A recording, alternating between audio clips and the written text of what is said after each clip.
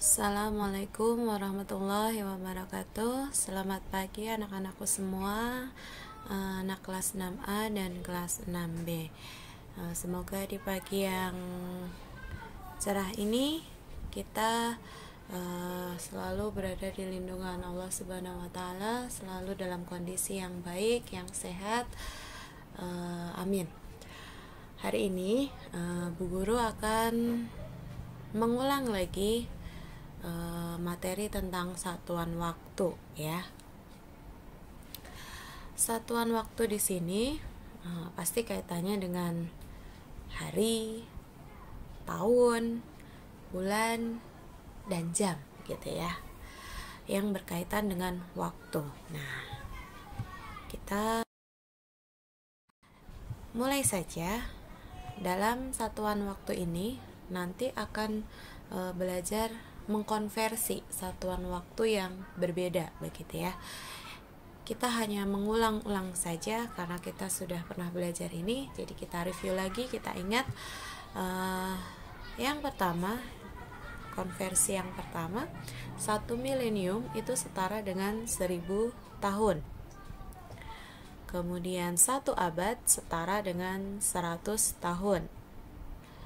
1 dasawarsa setara dengan 10 tahun ya. Kemudian 1 dekade itu sama atau nama lain dari 1 dasawarsa, yaitu 10 tahun. Kemudian 1 windu itu sama dengan 8 tahun. Kemudian 1 lustrum ini memang agak jarang dipakai, tapi kadang suka muncul di soal gitu ya. 1 lustrum itu setara dengan 5 tahun. Kemudian 1 tahun itu ada 12 bulan. 1 bulan itu ada 4 minggu, itu yang kita pakai sebagai acuan ya. Kemudian 1 minggu itu ada 7 hari. 1 hari itu 24 jam. Kita sudah masuk ke satuan waktu bentuk jam ya. 1 hari itu ada 24 jam. Kemudian 1 jam itu setara dengan 60 menit. Kemudian 1 menit itu setara dengan 60 detik. Nah, penggunaan satuan waktu ini sudah sangat familiar di kehidupan kita sehari-hari ya. Tahun, dasawarsa, abad, kemudian bulan, jam, itu yang sering kita pakai sehari-hari gitu. Misalkan kita belajar berapa jam, kita istirahat berapa menit, kita beraktivitas berapa jam lebih berapa menit, seperti itu. Jadi satuan waktu ini sangat sering dipakai dalam keseharian kita. Nah, kalau dalam matematika sendiri penggunaannya untuk bentuk soal bagaimana? Kita coba contoh soalnya, contoh penggunaan satuan waktu. Contoh pertama, bentuk biasa. Misalkan 2 dasawarsa ditambah 5 tahun menghasilkan berapa tahun. Di sini satuannya berbeda. Di sini dasawarsa, di sini tahun. Nah, sedangkan nanti diminta hasil akhirnya tahun. Berarti kita ubah dulu dasawarsa ke bentuk tahun ya.